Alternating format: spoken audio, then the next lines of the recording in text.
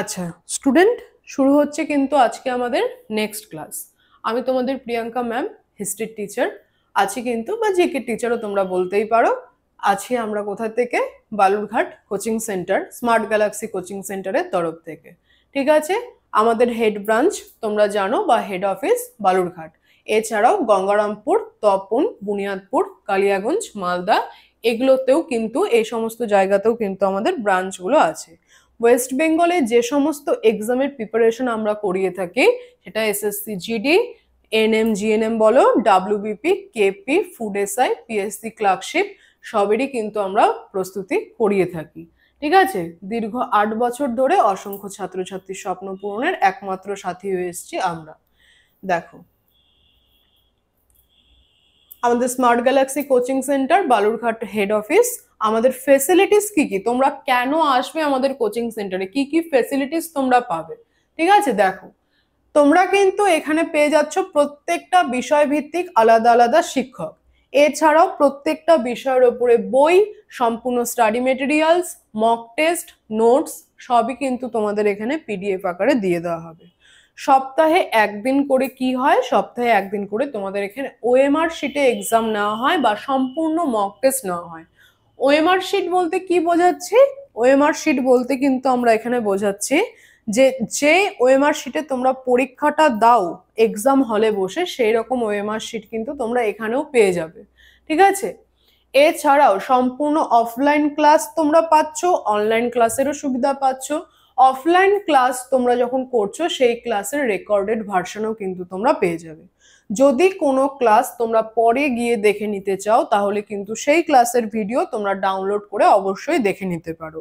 এছাড়াও যে সমস্ত এক্সামগুলোর জন্য মাঠের প্রিপারেশন তোমাদের প্রয়োজন, তার জন্য কিন্তু আমাদের থাকছে মাঠের ট্রেনার। সকাল এবং বিকালবেলা করে কিন্তু মাঠের ট্রেনার তোমাদের মাঠের প্রস্তুতি করাবে।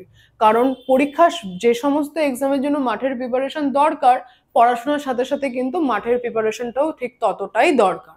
এছাড়াও সন্ধ্যাবেলায় তোমাদের আবাসিকের শিক্ষক থাকছে, মানে যেটাকে আমরা ইভিনিং ক্লাস বা ডাউট ক্লিয়ারিং ক্লাসও কিন্তু বলে থাকি। সারাদিন পড়াশোনার পরে তোমাদের যে সমস্ত প্রবলেমস গুলো তোমরা ফেস করো, তার জন্য থাকছেন আবাসিকের টিচার, মানে সন্ধ্যাবেলার ডাউট ক্লিয়ারিং ক্লাস তোমাদের থাকছে।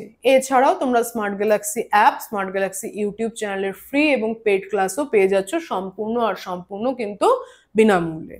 টেলিগ্রাম গ্রুপে তোমাদের প্রতিদিন মক টেস্ট এবং কিন্তু প্রশ্ন উত্তর দেওয়া হয়, যার মাধ্যমে তোমরা তোমাদের প্রিপারেশনকে জাজ করতে পারো।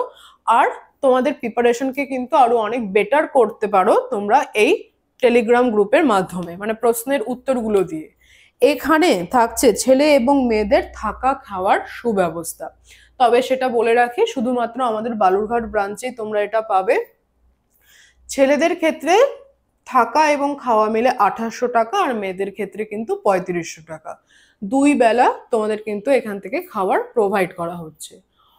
মানে যারা দূরে বাড়ি, এরকম কিন্তু প্রচুর স্টুডেন্ট, প্রচুর ভাই বোনেরা আমাদের আবাসিকে এসে থাকছে, তারা অনেকটাই কিন্তু উপকৃত। কারণ দূরে বাড়ি হলে তো সেখান থেকে রোজ ট্রাভেল করা সম্ভব নয়। ঠিক আছে, এছাড়াও অফলাইন কোর্সে ভর্তি হলে অনলাইন ক্লাসের সমস্ত সুবিধাই কিন্তু তোমরা বিনামূল্যেই পেয়ে যাচ্ছ। আমাদের 6 মাসের কোর্স ফিস কত? 8600 টাকা। 1 বছরের কোর্স ফিস 13600। লাইফ টাইম প্যাকেজে যদি কেউ আসতে চাও, তাহলে 19600 টাকা। একবার লাইফ টাইম কোর্সে ভর্তি হলে ক্যান্ডিডেট যতদিন না পর্যন্ত কোনো এক্সাম, মানে যে এক্সামের জন্য সে প্রিপারেশন নিচ্ছিল সেটা সে ক্র্যাক করে নিচ্ছে, মানে ততদিন কিন্তু সে পড়াশোনা চালিয়ে যেতে পারবে, সেক্ষেত্রে কিন্তু কোনো সময়সীমা থাকছে না। অনলাইন কোর্সের ক্ষেত্রে 6 মাসের ফিস মাত্র আর মাত্র 999 টাকা। 1 বছরের ফিস 1500 টাকা। এছাড়াও তোমাদের কিন্তু অনলাইন লাইভ ক্লাস এবং সেই ক্লাসের রেকর্ডেড ভিডিও তোমরা পেয়ে যাবে। যে কোনো কোর্সের ক্ষেত্রে কমপক্ষে সপ্তাহে 3 দিন ক্লাস, এবং আমাদের ক্লাসের ডিউরেশন থাকে 4 থেকে 4.5 ঘন্টা। প্রতিদিন ক্লাসে প্রত্যেকটা বিষয়ের উপরেই কিন্তু ক্লাস করানো হয়। ঠিক আছে, আমাদের অনলাইন ক্লাস সম্পূর্ণ টেলিগ্রামের মাধ্যমেই করানো হয়।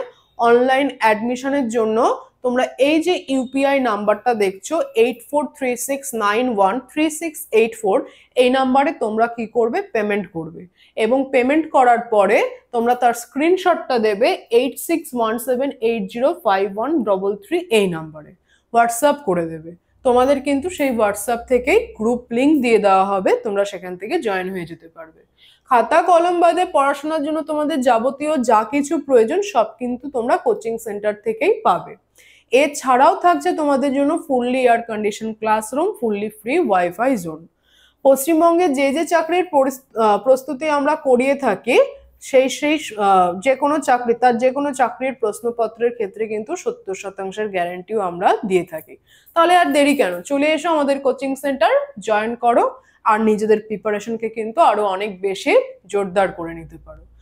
তোমাদের যে কোনো ইনফরমেশনের জন্য তোমরা এই যে নিচে দাও হোয়াটসঅ্যাপ নাম্বার 7384198320, এই নাম্বারে হোয়াটসঅ্যাপ করো বা কল করো, তোমরা কিন্তু নিজেদের প্রিপারেশন আরো বেটার করে নাও।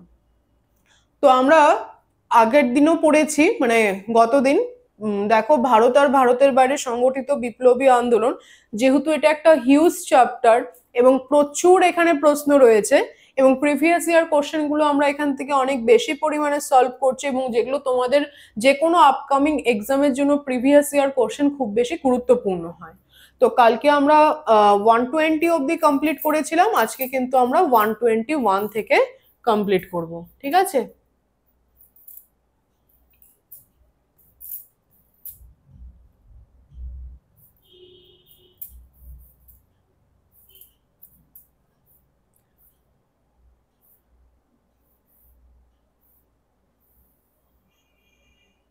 দেখো আজকের আমাদের 121 নাম্বার প্রশ্ন, 121 নাম্বার প্রশ্ন, যে কত সালে বোম্বেতে সর্বভারতীয় ট্রেড ইউনিয়ন কংগ্রেস স্থাপিত হয়?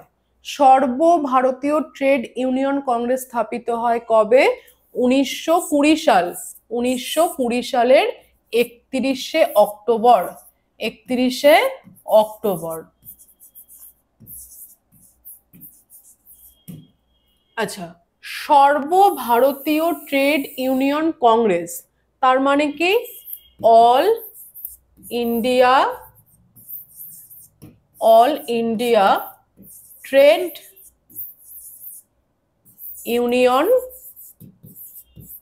কংগ্রেস।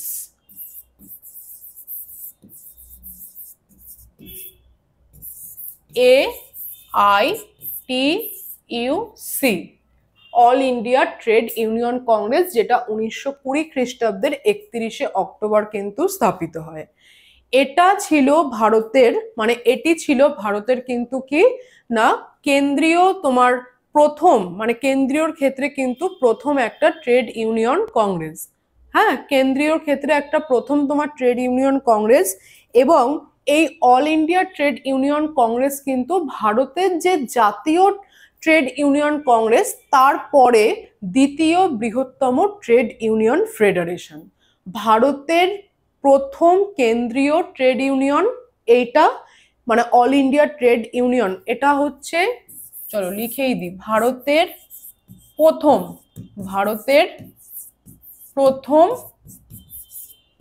ট্রেড ইউনিয়ন, ঠিক আছে? আর ভারতের জাতীয় ট্রেড ইউনিয়ন কংগ্রেসের পরে দ্বিতীয় বৃহত্তম ট্রেড ইউনিয়ন ফেডারেশন।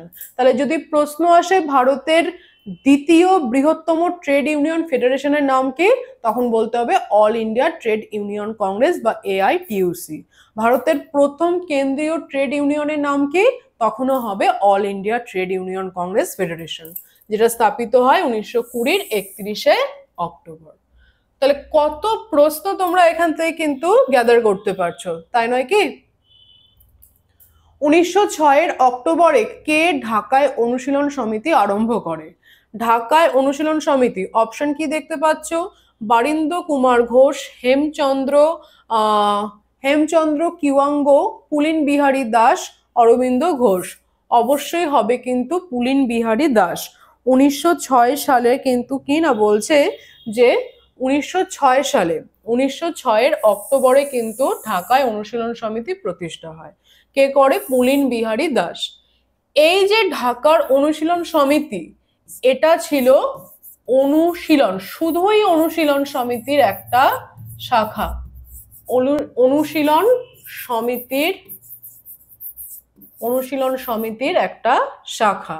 এই অনুশীলন সমিতি কে প্রতিষ্ঠা করে? সতীশ চন্দ্র বসু। মতান্তরে আছে প্রমথনাথ মিত্র। অনুশীলন সমিতির প্রতিষ্ঠাতা সতীশচন্দ্র বসু, আর এই অনুশীলন সমিতিরই একটা শাখা ঢাকার অনুশীলন সমিতি, যেটা পুলিন বিহারী দাস 1906 সালে প্রতিষ্ঠা করেন। পরের প্রশ্ন দেখো, রামপ্রসাদ বিসমিলের নাম কার সাথে জড়িত ছিল? এখানে কি কি অপশন দেখতে পাচ্ছ? কানপুর ষড়যন্ত্র মামলা, আলিপুর ষড়যন্ত্র মামলা, কাকোরি ষড়যন্ত্র মামলা, মিরাট ষড়যন্ত্র মামলা। সঠিক উত্তর কিন্তু হয়ে যাবে কাকোরি ষড়যন্ত্র মামলা। কি হবে? কাকোরি ষড়যন্ত্র মামলা। ঠিক আছে। 1925 সালের 6ই আগস্ট 1925 সালের 6ই আগস্ট কি হয় না, বলছে যে এই তোমার রামপ্রসাদ বিসমিল এবং রাজেন্দ্রনাথ লাহিড়ীর নেতৃত্বে কর বিপ্লবীরা লখনৌর যে রেল স্টেশন, সেখানে কিন্তু কি করে? সেখানে কিন্তু রেল ডাকাতি করে। 1925 সালে 6ই আগস্ট রাজেন্দ্রনাথ লাহিড়ী এবং তোমার রামপ্রসাদ বিসমিলের নেতৃত্বে কর বিপ্লবীরা কি করে? লখনৌর যে রেল স্টেশন, সেখানে তোমার রেল ডাকাতি করে, এবং এই ঘটনার জন্য কিন্তু 44 জনকে গ্রেপ্তার করা হয়। আর এটাই কিন্তু আমাদের কাকোরি ষড়যন্ত্র মামলা নামে পরিচিত। ঠিক আছে, পরের প্রশ্নে চলো।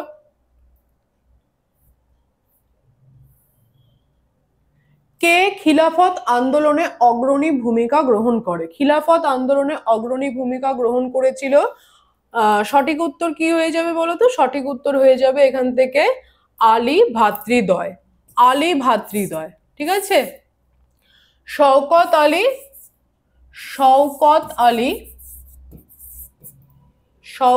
আলী আর মোহাম্মদ আলী, যারা কিন্তু কি করে? ভারতে খিলাফত আন্দোলনের নেতৃত্ব দেয়। তাহলে ভারতে খিলাফত আন্দোলনের নেতৃত্ব দিয়েছিল শওকত আলী আর মোহাম্মদ আলী বা আলী ভ্রাতৃদ্বয়, এবং খিলাফত আন্দোলনে অগ্রণী ভূমিকা গ্রহণ করেছিল এরা। পরের প্রশ্ন দেখো, আগস্ট অফার কে প্রতিস্থাপন করে? এখানে অপশনে কি দেখতে পাচ্ছ? Lord Wavell, lord Irwin, lord Linlithgow, lord Mountbatten. তাহলে সঠিক উত্তর কি হয়ে যাবে? সঠিক উত্তর হয়ে যাবে কিন্তু লর্ড লিংলিথগো আগস্ট অফারকে প্রতিস্থাপন করেছিল লর্ড লিংলিথগো। কত সাল? 1940। ঠিক আছে।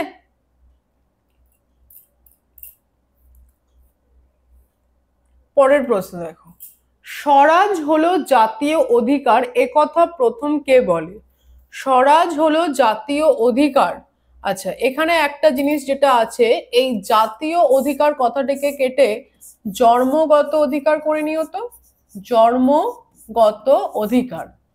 স্বরাজ হলো জন্মগত অধিকার, একথা প্রথম কে বলে? চিত্তরঞ্জন দাস, জওহরলাল নেহেরু, দাদাভাই নওরোজি, না বাল গঙ্গাধর তিলক? তাহলে একথা প্রথম কে বলে? একথা কিন্তু প্রথম বলে বাল গঙ্গাধর তিলক বা বিজি তিলক একথা প্রথম কিন্তু বলে।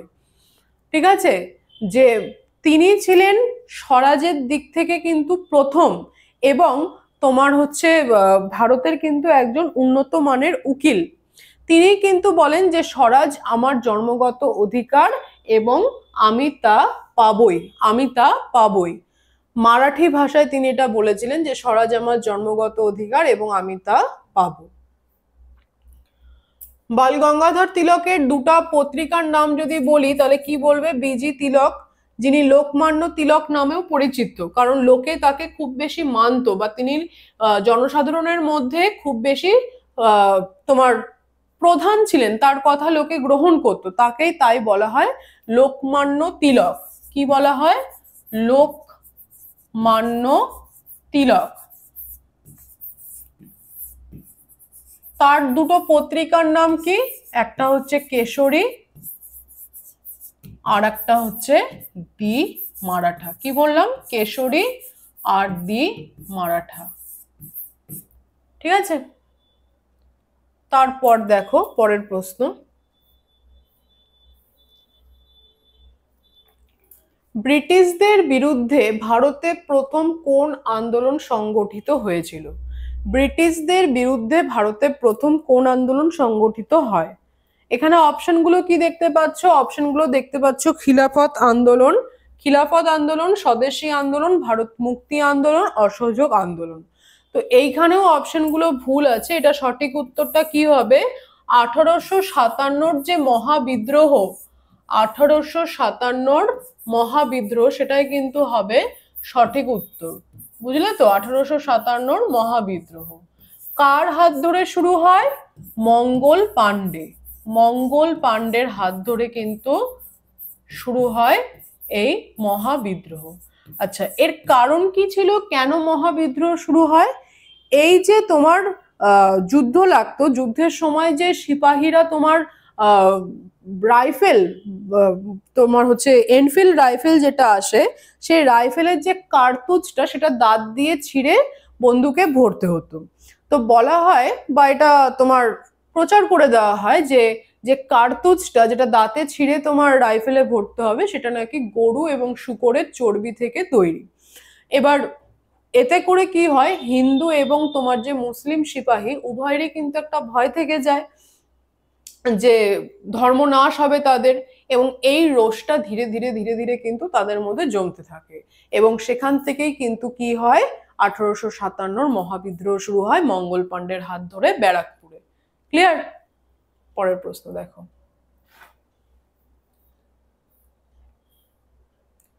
আচ্ছা, পরের প্রশ্নে যাওয়ার আগে তোমাদেরকে আরেকবার মনে করিয়ে দিই, তোমরা নিশ্চয়ই জানো, তাও বলা, যে আমাদের কিন্তু স্মার্ট গ্যালাক্সি কোচিং সেন্টারের যে বইগুলো দেখতে পাচ্ছ, যেরকম এখানে দেখতে পাচ্ছ কলকাতা পুলিশ কনস্টেবল, হ্যাঁ, 30টা মক টেস্টের একটা সেট বা সিরিজ।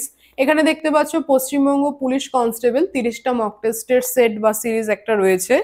এছাড়াও কিন্তু আমাদের ম্যাথসের ওপরে, মানে অঙ্কের ওপরে বই আছে, জিওগ্রাফির বই আমাদের রিসেন্টলি পাবলিশড হয়েছে, এএনএম জিএনএম এর বইও আমাদের কিন্তু আছে, হিস্ট্রির বই আমাদের নেক্সট মান্থে আসছে। তো এই বইগুলো তোমাদের যে সমস্ত এক্সামের প্রিপারেশন তোমরা নিচ্ছ তার জন্য কিন্তু খুব বেশি হেল্পফুল হতে চলেছে। বইগুলোতে প্রত্যেকটা টপিক, প্রত্যেকটা বিষয়কে কিন্তু, মানে যে এক একটা যে চ্যাপ্টার হয় সেগুলোকে কিন্তু ইলাবোরেটলি ভাবে বোঝানো আছে, এমসিকিউ আকারে দেওয়া আছে, কারণ শুধু এমসিকিউ পড়লে তো আর তোমরা পরীক্ষায় পাশ করতে পারবে না, তার জন্য তোমাদের একটু কোশ্চেনটা সম্পর্কে একটু ভেতরে গিয়েও জানতে হবে যে কোশ্চেনটা আসছে কোথা থেকে, কি বলেছে, কেন আসছে। ঠিক আছে? তো তোমরা বইগুলোকে পারচেস করে নাও। পারচেস করবে কোথা থেকে? ফ্লিপকার্ট, অ্যামাজন এবং মিশোর প্ল্যাটফর্ম থেকে কিন্তু তোমরা অনায়াসে এগুলোকে পারচেস করতে পারো। ক্লিয়ার? দেখো, প্রথম মহিলা বিশ্ববিদ্যালয় ভারতে কে স্থাপন করে? প্রথম মহিলা বিশ্ববিদ্যালয় ভারতে স্থাপন করে হচ্ছে, অপশনে তো আছে গান্ধীজি, ধন্দ কেশব কার্ভে, জে সি কুমারাঙ্গা, রানী অহল্যা দেবী। তাহলে সঠিক উত্তরটা কি হয়ে যাবে? সঠিক উত্তর হবে কিন্তু ধন্দ কেশব কার্ভে। ধন্দ কেশব কার্ভে প্রথম মহিলা বিশ্ববিদ্যালয় স্থাপন করে। কত সালে বলো তো? 1916 সালে। এবং এটা ছিল দক্ষিণ এশিয়ার, এটা ছিল দক্ষিণ এশিয়ার কিন্তু প্রথম মহিলা বিশ্ববিদ্যালয়। ঠিক আছে? এটার নাম কি? এই বিশ্ববিদ্যালয়টার নাম ছিল শ্রীমতী নাথিবাই, শ্রীমতী নাথিবাই দামোদর, শ্রীমতী নাথিবাই দামোদর ঠাকুরচি দামোদর ঠাকুরচি মহিলা বিশ্ববিদ্যালয়। বিশ্ববিদ্যালয় কত সালে স্থাপন করে? কার্ভে স্থাপন করে 1916 সালে। দক্ষিণ এশিয়ার প্রথম মহিলা বিশ্ববিদ্যালয়। ঠিক আছে, দক্ষিণ এশিয়ার প্রথম বিশ্ববিদ্যালয় শ্রীমতী নাথিবাই দামোদর ঠাকুরচি মহিলা বিশ্ববিদ্যালয়। এবং সমাজে এই অগ্রণী ভূমিকার জন্য কিন্তু ভারত সরকারের তরফ থেকে 1956 সালে এই ধন্দ কেশব কার্ভেকে আমাদের দেশের দ্বিতীয় সর্বোচ্চ অসামরিক যে পুরস্কার বা সম্মান পদ্মবিভূষণ, এবং তার সাথে সাথে তার 100 বছরের জন্মদিন পূর্তিতে তাকে কিন্তু ভারতরত্ন উপাধিতে ভূষিত করে আমাদের ভারত সরকার। এই ছিল ধন্দ কেশব কার্ভে সম্পর্কে আমাদের ইনফরমেশন। তাকে পদ্মবিভূষণ এবং তার সাথে সাথে কিন্তু তার 100 বছরের জন্মদিন পূর্তিতে তাকে ভারতরত্ন উপাধিও দেওয়া হয়। কাকে পাঞ্জাব কেশরী বলে ডাকা হয়? পাঞ্জাব কেশরী বলে কাকে ডাকা হয়? এখানে কি দেখতে পাচ্ছ? কি আছে অপশনে বলো? রঞ্জিত সিং আছে, রঞ্জিত সিং এর সাথে আছে ভগৎ সিং, হ্যাঁ, লালা লাজপত রায়, সর্দার বলদেব সিং। সঠিক উত্তর কি হয়ে যাবে? সঠিক উত্তর কিন্তু হয়ে যাবে এখানে লালা লাজপত রায়। লালা লাজপত রায়। একে কি বলা হচ্ছে? পাঞ্জাব কেশরী বা শেরি পাঞ্জাব। কোথাও কিন্তু তোমরা শেরি পাঞ্জাবও পেতে পারো। শের ই পাঞ্জাব। ঠিক আছে, শেরি পাঞ্জাবও কিন্তু তোমরা পেতে পারো। আচ্ছা, তারপরের প্রশ্ন,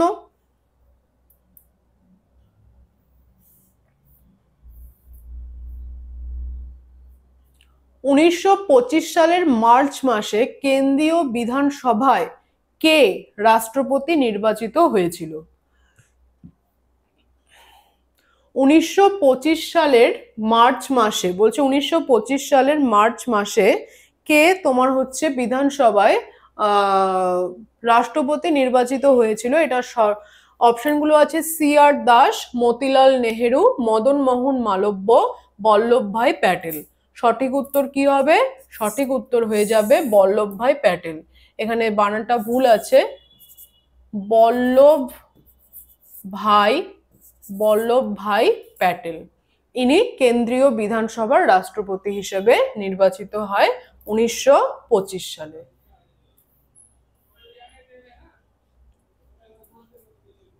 তারপরের প্রশ্ন কি দেখতে পাচ্ছ? 1931 সালে মহাত্মা গান্ধী দক্ষিণ আফ্রিকা থেকে ভারতে ফিরে এসেছিলেন। কত সালে মহাত্মা গান্ধী দক্ষিণ আফ্রিকা থেকে ভারতে ফিরে আসে? 1914 খ্রিস্টাব্দ, 1915 খ্রিস্টাব্দ, 1916 খ্রিস্টাব্দ না 1919 খ্রিস্টাব্দ? সঠিক উত্তর হয়ে যাবে কিন্তু 1915 খ্রিস্টাব্দ। 1915 খ্রিস্টাব্দ। 1884 সালে 1884 সালে মহাত্মা গান্ধী কিন্তু কি করে? লন্ডনে চলে যায়। কোথায় যায়? লন্ডনে।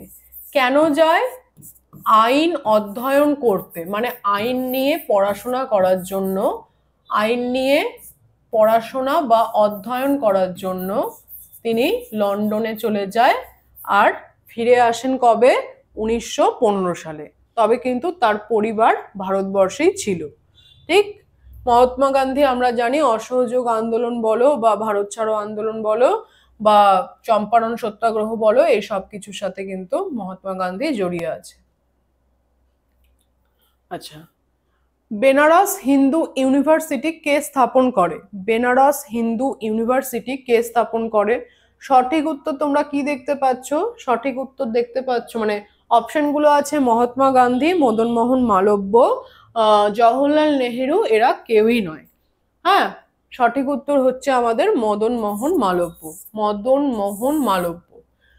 বেনারস হিন্দু ইউনিভার্সিটি বা বেনারস হিন্দু বিশ্ববিদ্যালয় মদন মোহন মালব্য স্থাপন করে 1916 সালে।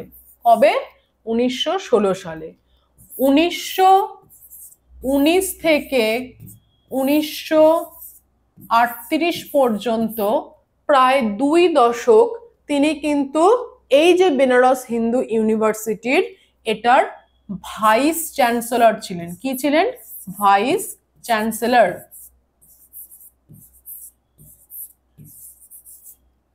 চ্যান্সেলর চ্যান্সেলর ছিলেন তিনি। ঠিক আছে, ভাইস চ্যান্সেলর ছিলেন তিনি। তারপর বলছে যে এটা কিন্তু আর এই যে আমাদের হচ্ছে মদন মোহন মালব্য, এই প্রশ্নটা আমরা গত দিনের ক্লাসে করেছি যে 1932 সালের যে পুনা চুক্তি হয়, সেই পুনা চুক্তিতে কিন্তু পুনা চুক্তি হয়েছিল কাদের মধ্যে? হিন্দু আর অবদমিত শ্রেণীর পক্ষে। হিন্দুদের পক্ষে গান্ধীজির সাথে এই মদন মোহন মালব্য কিন্তু স্বাক্ষর করে পুনা চুক্তিতে। ঠিক আছে, আর তিনি 1919 থেকে 1938 পর্যন্ত বেনারস হিন্দু ইউনিভার্সিটির ভাইস চ্যান্সেলর ছিলেন। আর এটা তিনি নাম থেকেই বুঝতে পারছো যে এই ইউনিভার্সিটিটা এটা কোথায় প্রতিষ্ঠিত হয়? অবশ্যই বেনারস বা বারাণসীতে। বেনারস বা বারাণসীতে। ঠিক, পরের প্রশ্ন দেখো। চম্পারণ সত্যাগ্রহ গান্ধীজি কবে শুরু করে? চম্পারণ সত্যাগ্রহ গান্ধীজি কবে শুরু করে? 1915, 1917, 1919 না 1930?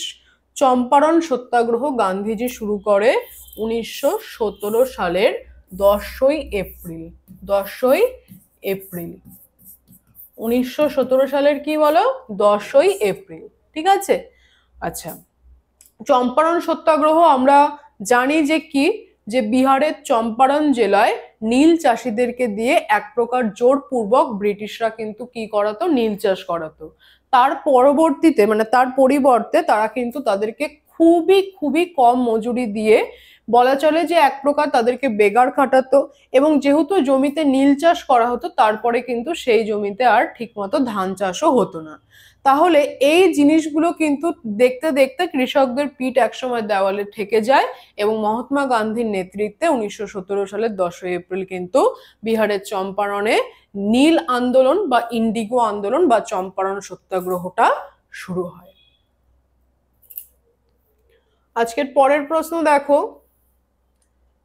এই ক্লাসগুলো তোমাদের কেমন লাগছে তোমরা কিন্তু অবশ্যই লাইক করতে থাকো, শেয়ার করতে থাকো স্টুডেন্টস। ঠিক আছে, তোমরা যত বেশি শেয়ার করবে আমরা তত বেশি মোটিভেট হব এবং তত বেশি তোমাদেরকে কিন্তু ক্লাস করাতে পারবো। দেখো, জালিয়ানওয়ালাবাগের হত্যাকাণ্ড কবে ঘটেছিল? জালিয়ানওয়ালাবাগের হত্যাকাণ্ড কবে ঘটে? জানুয়ারি 30, 1918, এপ্রিল 13, 1919, আগস্টের 14, 1920, জুলাইয়ের 3, 1930। সঠিক উত্তর কি হবে? সঠিক উত্তর হবে 13ই এপ্রিল 1919 সাল। জালিয়ানওয়ালাবাগের হত্যাকাণ্ড তো আমরা জানি, আমরা গত দিনের ক্লাসেও কিন্তু বলেছি। জালিয়ানওয়ালাবাগের হত্যাকাণ্ডটা কি? অ্যাকচুয়ালি কি হয় না, তোমার হচ্ছে ডক্টর সত্যপাল এবং ডক্টর সাইফুদ্দিন কিচলুকে গ্রেপ্তার করা হয়। তো এই গ্রেপ্তারের প্রতিবাদে একটা বিশাল সংখ্যক জনতা কিন্তু পাঞ্জাবের অমৃতসরের জালিয়ানওয়ালাবাগের বৈশাখী মেলায় জমায়েত হয় এবং তাদের উপস্থিতি লক্ষ্য করে, মানে এই বিশাল সংখ্যক উপস্থিতিকে লক্ষ্য করে তৎকালীন যে অস্থায়ী ব্রিগেডিয়ার ছিল R.H. ডায়ার এবং তার সেনাবাহিনী, তিনি নির্দেশ দেয় তার সেনাবাহিনীকে, তারা কিন্তু এই বিশাল সংখ্যক জনতার উপরে চড়াও হয়, তাদের উপরে গুলি বর্ষণ করে। এবং তারা মানে যারা জমায়েত হয়েছিল গ্রেপ্তারের বিরুদ্ধে, তারা তো তোমার নিরস্ত্র ছিল এবং তারা সেখান থেকে খুব বেশি পরিমাণ পালিয়েও বাঁচতে পারে না, কারণ জালিয়ানওয়ালাবাগ থেকে বেরোনোর রাস্তা ছিল একদিক, বাকি 3 দিক কিন্তু ভবন দ্বারা ঘেরা ছিল। এবং বহুত সংখ্যক লোক বা বিশাল একটা জনতা কিন্তু ওই গুলিতে মারা যায় এবং ভারতের ইতিহাসে এটা কিন্তু একটা নির্মম গণহত্যা বলা চলে। ঠিক আছে, এবং এরই প্রতিবাদে 22শে মে 1919 কিন্তু কি করে? রবীন্দ্রনাথ ঠাকুর নাইটহুড উপাধি ত্যাগ করে।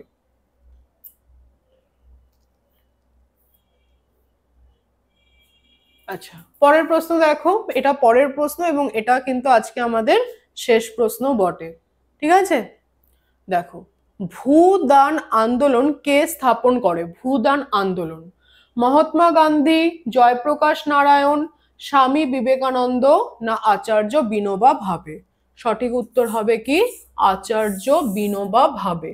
আচার্য বিনোবা ভাবে ইনি কিন্তু গান্ধীবাদী, ইনি গান্ধীবাদী, ঠিক আছে, গান্ধীবাদী আচার্য বিনোবা ভাবে।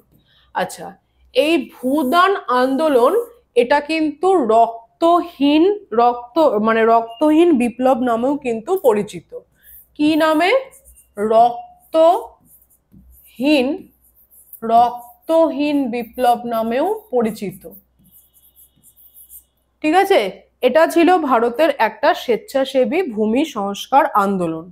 এটা ছিল ভারতের একটা স্বেচ্ছাসেবী ভূমি সংস্কার আন্দোলন। স্বেচ্ছাসেবী ভূমি সংস্কার আন্দোলন ছিল এটা। আর কি, এটা এটা তোমার তৈরি করে তো আচার্য বিনোবা ভাবে। কত সালে বলো তো? 1951 সালে। 1951 সালে কোথায় শুরু করেন? পোচামপল্লী গ্রামে। পোচামপল্লী গ্রামে। তাহলে কতগুলো ইনফরমেশন পেলে এখান থেকে তোমরা? ভূদান আন্দোলন যেটা রক্তহীন বিপ্লব নামে পরিচিত, এটা ছিল ভারতের একটা স্বেচ্ছাসেবী ভূমি সংস্কার আন্দোলন। শুরু করেন আচার্য বিনোবা ভাবে। আচার্য বিনোবা ভাবে একজন গান্ধীবাদী। 1951 সালে পোচামপল্লী গ্রামে তিনি এই ভূদান আন্দোলনটা শুরু করেন। তাহলে একটা প্রশ্ন থেকে তোমরা একটা ক্লাসে কতগুলো আরো প্রশ্ন সলভ করতে পারছো সেটা তোমরা নিজেরা একটু ভেবে দেখো, ঠিক আছে। তো এগুলোকে তোমরা খাতায় নোট ডাউন করো, বন্ধুদের সাথে শেয়ার করো, ভিডিওতে লাইক করো, আমরা যাতে আরো বেশি মোটিভেট হতে পারি তোমাদেরকে এই ক্লাসগুলো আরো এগিয়ে নিয়ে যাওয়ার জন্য। ঠিক আছে স্টুডেন্ট, দেখা হচ্ছে আবার কিন্তু পরের দিন। হ্যাঁ, ততক্ষণ তোমরা ভালো থাকো, দেখতে থাকো আমাদের smart galaxy YouTube channel, join হও আমাদের কোচিং সেন্টারে। Till then, take care.